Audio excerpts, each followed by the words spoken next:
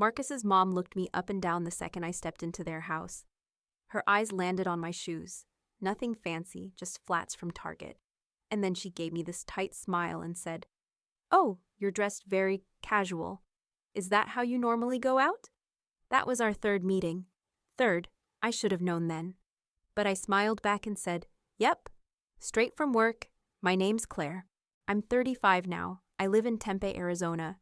And I spent 7 years married to Marcus, a man I thought I was building a life with, but who turned out to be something else entirely. Quick note.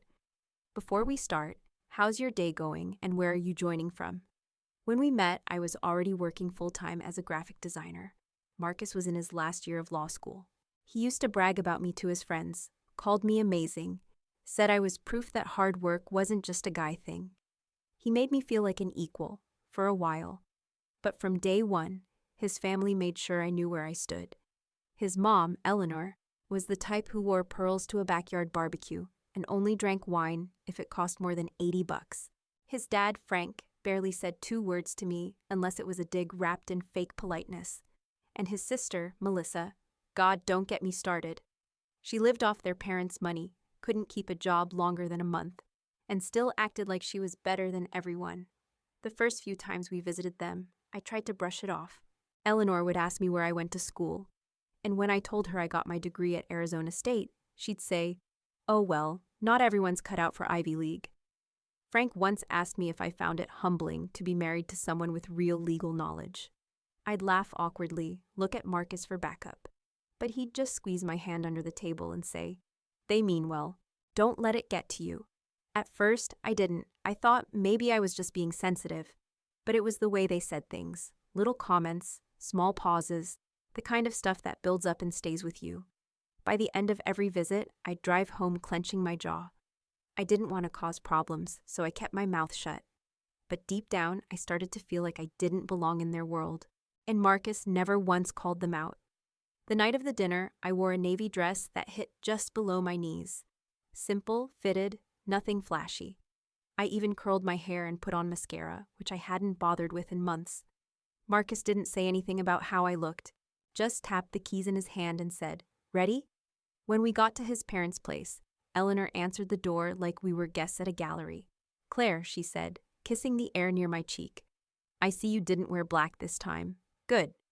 Then she walked off before I could even fake a smile. In the dining room, Melissa was already 3 sips deep into a glass of white wine. "Finally," she said. We were starving. She wasn't. We sat down, Eleanor at one head of the table, Frank at the other, Marcus next to me. They'd made lamb, roasted vegetables, and something with pine nuts I didn't recognize. I tried to compliment the food, but Eleanor waved it off. "It's from that Mediterranean caterer in Scottsdale. You wouldn't know it." I let that one slide. Then the conversation turned, fast, to Marcus's job. Frank leaned forward, asking, "So how's that merger case? Still dealing with the SEC?" Melissa actually looked up from her phone for that. Marcus lit up like a goddamn Christmas tree. "Yeah, it's intense, but I'm loving it. Firm's giving me more responsibility now." Eleanor nodded like a proud senator's wife. "Of course they are. You've always been ahead of your peers. Not everyone has that kind of discipline." Her eyes slid toward me when she said it. Frank added, "And with that kind of earning potential, I assume you two won't need to worry much about Claire's income long term." I blinked. My fork froze halfway to my mouth. I glanced at Marcus. Nothing. He kept eating. I forced a smile. "Actually, I do pretty well. My company just landed a national campaign." Frank shrugged. "Still, graphic design's not exactly scalable." I stared down at my plate. Melissa snorted. Eleanor set her wine glass down. "You know, Claire, you're clearly creative. I just wonder if you've ever considered pushing yourself more. Marketing, management, something with leadership." I laughed, short and dry. "Design is leadership. I run a team of 5. She didn't respond. Just raised her eyebrows and went back to her food. The rest of the dinner blurred. They talked about law, finance, politics, things they assumed I couldn't contribute to. At one point, Melissa looked straight at me and asked, "Do you ever get bored, like sitting at a computer all day coloring things in?" Marcus chuckled. I kept my mouth shut for the rest of the meal. When dessert came out, something complicated with pistachio cream and candied figs. I excused myself and went to the bathroom. I just stood there for a second, staring at my face in the mirror, cheeks hot, mascara smudging a little in the corners. I'd never felt smaller. On the drive home, I didn't say a word. Neither did Marcus, until we hit a red light and he finally looked over at me. "What?" he said, like he had no idea. I turned to him. "You didn't say anything, not once." He frowned. "Say anything about what?" "Frank basically said I don't contribute. Your mom acted like my job's a hobby. You didn't even flinch." He let out this tired sigh. "Claire, come on. You know how my mom can be. She doesn't mean anything by it." That hit harder than anything Frank had said. "So you agree?" I asked. "You think I should just suck it up and take it?" I don't think it's worth starting a fight over dinner." I looked out the window. The streetlights blurred past like they were underwater. That was the first time I wondered if Marcus saw me as an equal, or just someone who held the fort down while he chased something bigger. I didn't sleep much that night. He passed out beside me like everything was fine, but in my head, something cracked. That sleepless night turned into months, and then years. I got used to being quiet at his family dinners, showing up looking put together while Eleanor threw her little digs, and Frank acted like I didn't exist unless Marcus was talking. It became a routine. Grin, nod, swallow it. Meanwhile, Marcus climbed the ranks at his firm, late nights, weekend calls, business trips I wasn't invited on. Every time I mentioned a vacation or just a weekend away, he'd say, "Let's wait until after this deal wraps." The deals never stopped. I kept the house running. Grocery lists, electric bills, taxes, vet appointments, laundry, everything. I had my own full-time job, still managing a team, still landing clients, but at home, I felt like a damn assistant. Then came the 4th of July cookout at Eleanor and Frank's place. The second we pulled into their driveway, my stomach turned. I already knew how it would go. We walked in, and Eleanor greeted Marcus with a glass of chilled Sauvignon Blanc. Then she turned to me and said, "Oh, there's beer in the cooler, Claire." No glass, no welcome hug. Not even a nod at the red dress I wore, just to pretend like I gave a damn anymore. The wine was some imported label she bragged about loudly. Only 12 bottles shipped to the US this year. And somehow there was enough for everyone except me. Melissa showed up in a bikini top and denim skirt, already buzzed. She looked me over like she was inspecting an Amazon package, then tilted her head and said, "So, why don't you guys have kids yet? I mean, you're not getting any younger." I forced a laugh. "We've just been focused on work." She blinked like I said something in a foreign language. "Marcus is focused on work. What's stopping you?" I opened my mouth but couldn't even find the words. I walked over to where Marcus was laughing with Frank and a couple of their friends from the club. I stood there a minute, waiting for him to notice me. When he finally did, I tried to make small talk. "Did you see they repainted the patio? Looks nice." He barely looked up. "Uh-huh. Hey, Dad, tell them about that case you're working on." I just stood there, invisible. And then, when Eleanor called everyone over for a toast, Marcus clinked his glass and said, "Just want to say thanks for always supporting me. Claire's been amazing, too. She totally gets that I have to work late, skip vacations, miss holidays. She's never once complained. Never once complained." That was the bar. That was the whole measure of my worth. I felt my hands shaking. Later, while people were lighting sparklers and waiting for the fireworks, I pulled Marcus aside near the garage. The air smelled like sweat and lighter fluid. I didn't yell. I didn't cry. I just looked at him and said, "Why do you always let them treat me like I'm not part of this family?" He looked confused, like I'd brought up something ancient. "What are you talking about? Eleanor acts like I'm her employee. Your dad mocks my career. Your sister asks invasive crap and laughs in my face. And you say nothing. Ever." He shook his head. "Claire, it's just how they are. They don't mean anything by it." "That's your go-to, huh?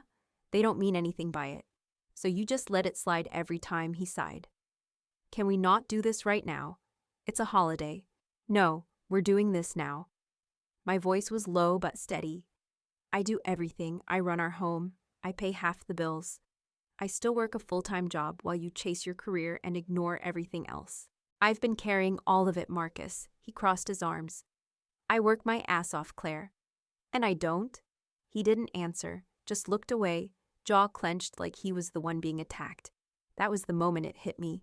He didn't see me. Not really. I wasn't a partner. I was background, a convenience. He walked off without another word, back toward the party, back to the sparklers and the people who would never say my name with any real respect. And I just stood there, alone in the dark, next to a garbage bin that reeked of spoiled fruit and beer cans. Marcus didn't speak to me the rest of that night. Drove us home in silence, like he was punishing me for making a scene in private. The next morning, Eleanor called. Frank and I rented a beach house for the weekend, she said, like it was some casual thought. Family getaway, just something low-key. You two should come.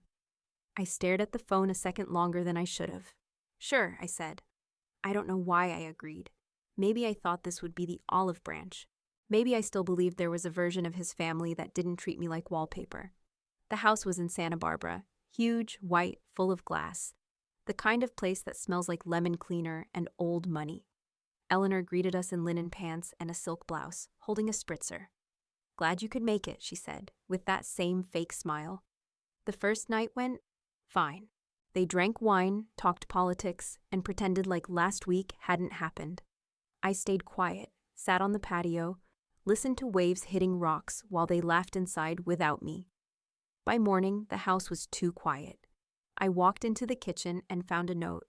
Went for the day, dolphin tour and dinner. Be back late. Help yourself to whatever's in the fridge.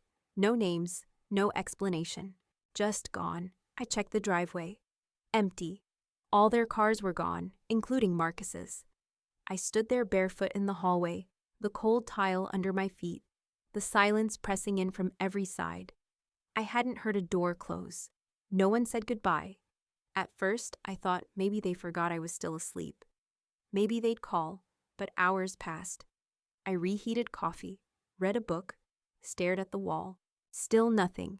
Around 5, Marcus finally came back. I heard the car doors, laughter, heels on the steps. He walked in carrying a plastic bag with a souvenir tee sticking out.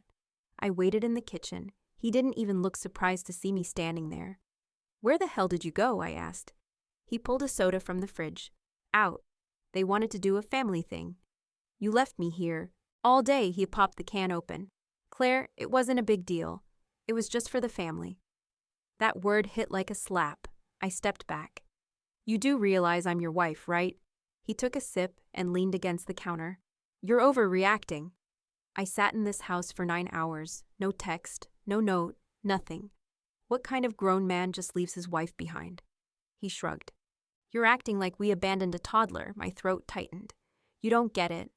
I've been excluded by your family since the beginning, but this was different. You didn't even think about me. I did think about you. I figured you'd enjoy the quiet. I stared at him, trying to find the man I married in that blank, tired face. You didn't bring me here to be part of anything. You brought me here so your parents wouldn't accuse you of not inviting me. He looked annoyed now. Jesus, Claire, I can't win with you. That line sealed it. On the drive home the next day, he turned up the radio and kept his sunglasses on the whole way. At one point, he said, they just wanted to spend time together, that's all. I looked out the window. Without me. He didn't answer. That weekend stripped the last bit of denial out of me. I wasn't part of anything in his world. Not really. Not where it counted. The day after we got home from the beach house, I told Marcus I needed space. He nodded like I'd asked for an oil change. That night, around 9, my phone lit up. It was Eleanor. Hi, Claire. I was hoping you could help me with something tomorrow. Just a few things for the family reunion. You're so organized, and I could really use your touch. I should have said no. I knew better. But something in me still wanted to be accepted. Wanted to prove I wasn't the problem. Sure, I said. What time? 7 would be ideal.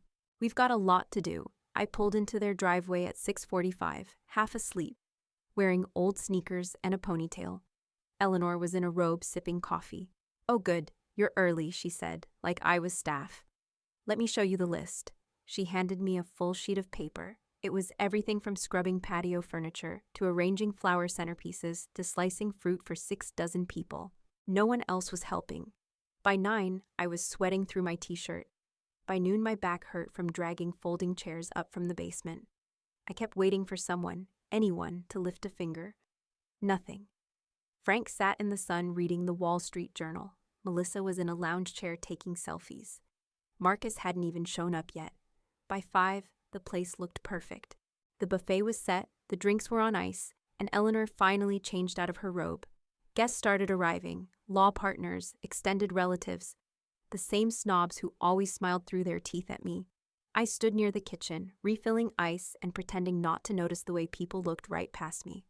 Marcus finally walked in. Wearing that blazer he only pulls out for show. He kissed Eleanor's cheek and started talking loud enough for the room to hear. It's been nonstop at the firm, biggest deal of the year. Everyone's been calling me. Eleanor beamed like she'd raised a prince.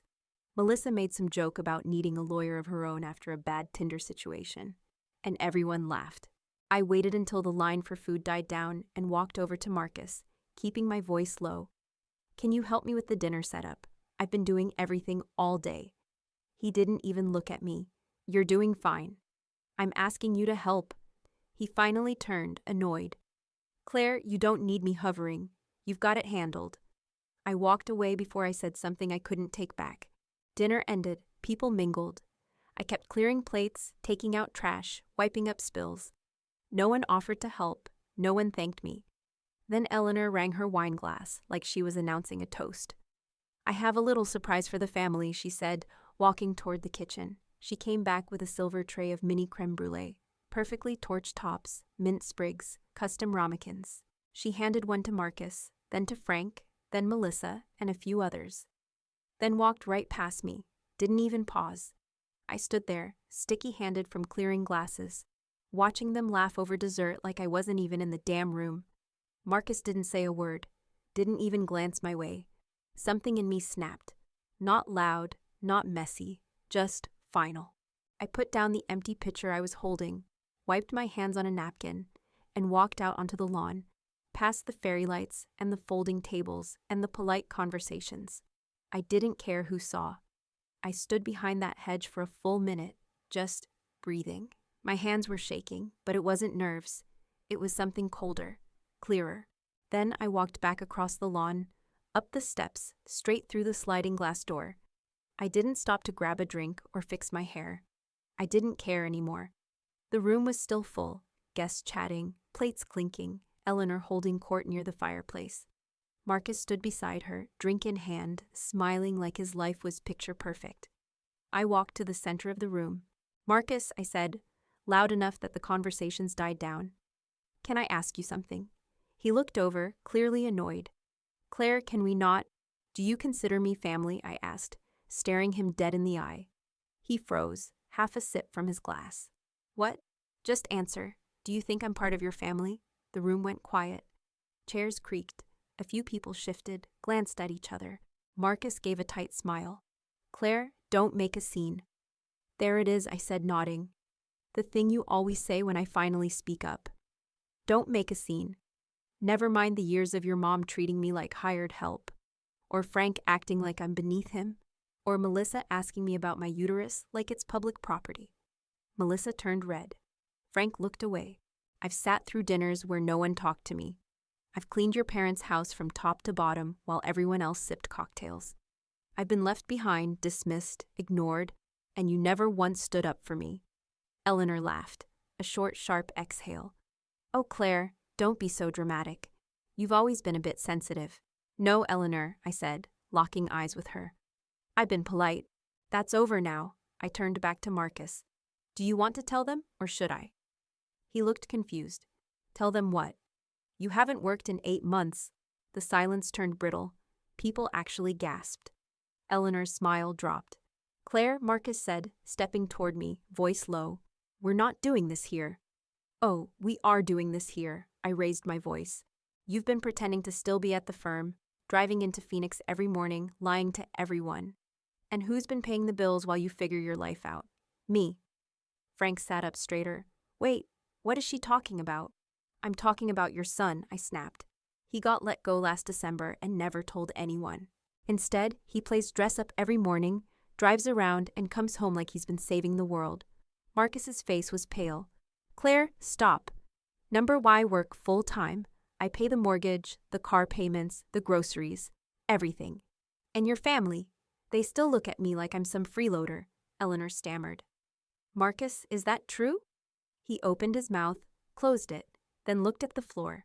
I took a deep breath, then pulled a folded envelope from my purse and held it up. This is a draft of our separation papers. You can read it when you're done pretending nothing's wrong.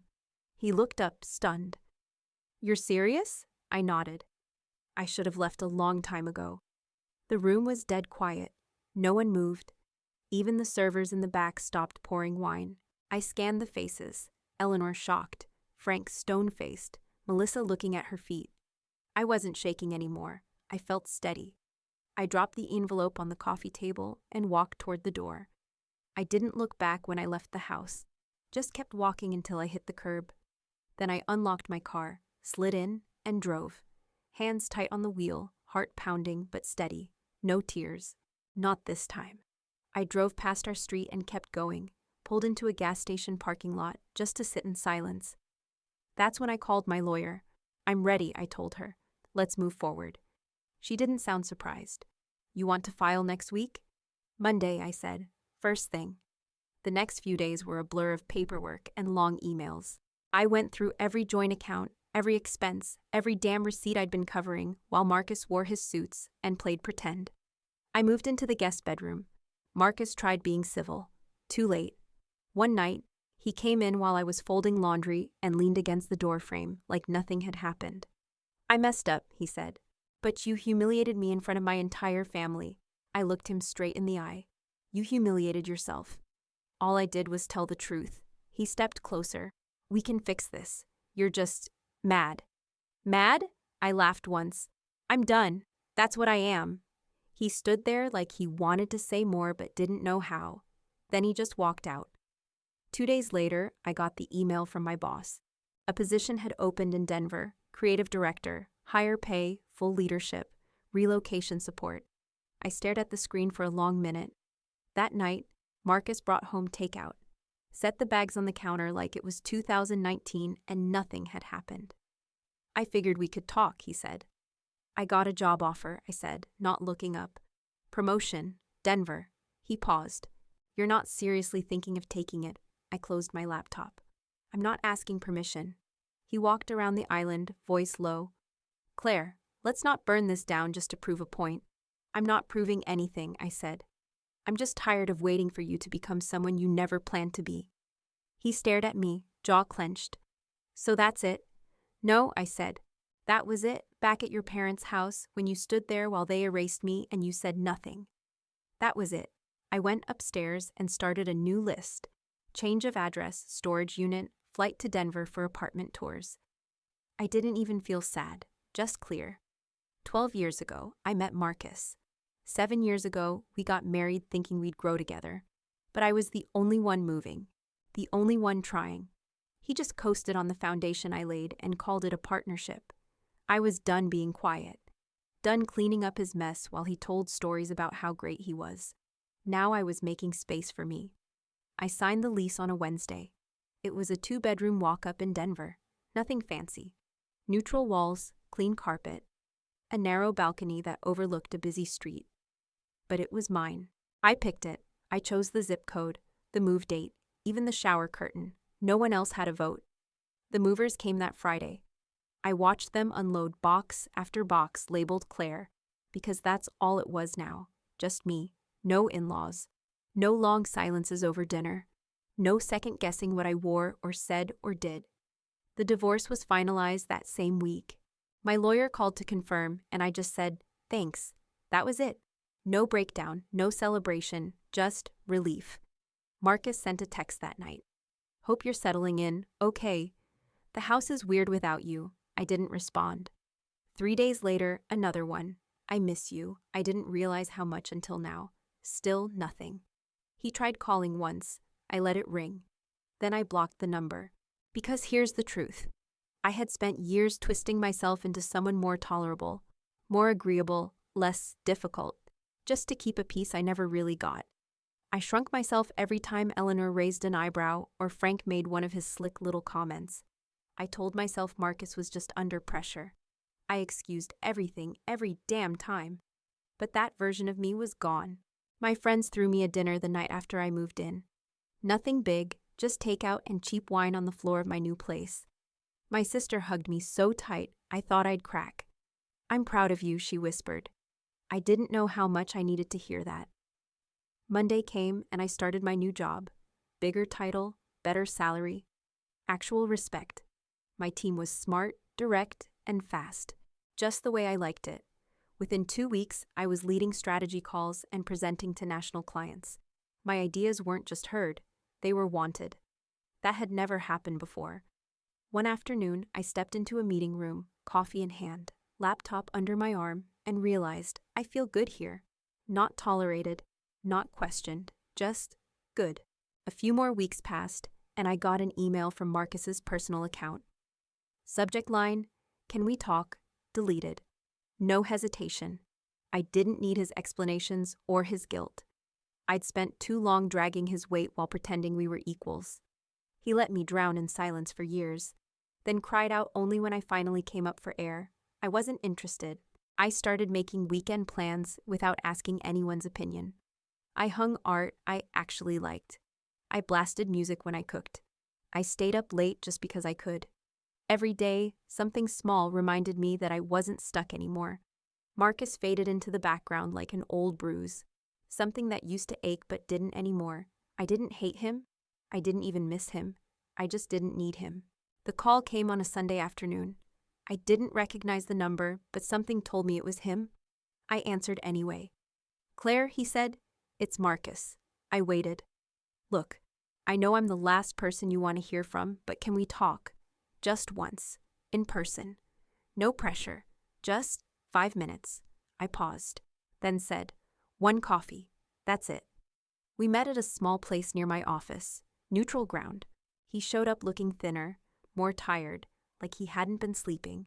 Still wore that watch I bought him for our 5th anniversary. "Thanks for coming," he said. I nodded but didn't smile. He sat down across from me, eyes darting like he was searching for a script.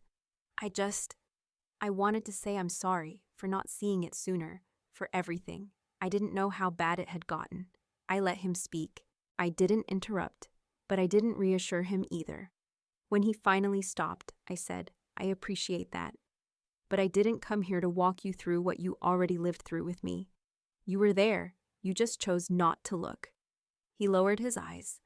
I didn't know how to fix it. I leaned back in my chair. "It's not broken anymore, Marcus. It's done." He looked up at me like he wanted to argue, but he didn't. "I'm not angry," I added. "Not anymore.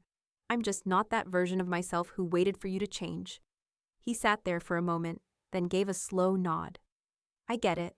I stood up, grabbed my purse. "Take care of yourself." He didn't follow me. The sun was just starting to set when I stepped outside, turning everything gold. I walked back to my apartment, my own apartment, with no weight on my chest. There was nothing left to fix, nothing left to prove. I was finally living the life I should have claimed years ago, and I wasn't going back.